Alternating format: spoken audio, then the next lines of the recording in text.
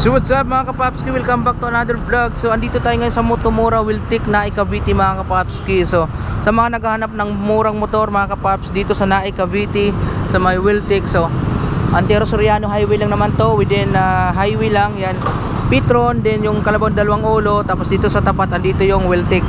So Motomura sila ngayon, no? Shoutout sa mga nanonood dyan. Sa mga hindi pa nakapag-subscribe, share ang video to. Shoutout sa iyo. Paki-share na lang, tapos paki-subscribe na rin. Yan, nagsimula tayo dito sa motor na kulay pink. Is nasa 14,000 pesos yung cash.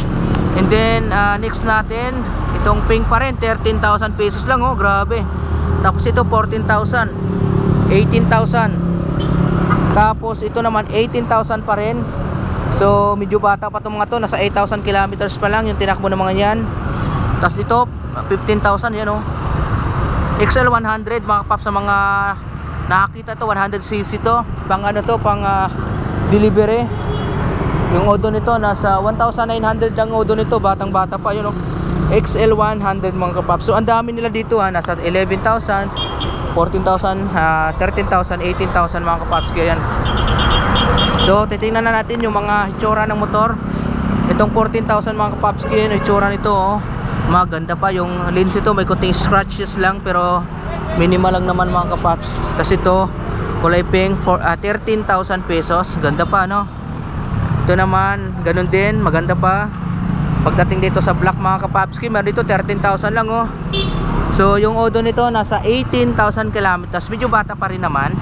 Evo, yan, Domino Evo, napakaganda pa ng kanyang matingkad pa yung kulay na to. So 13,000 pesos lang mga kapaps.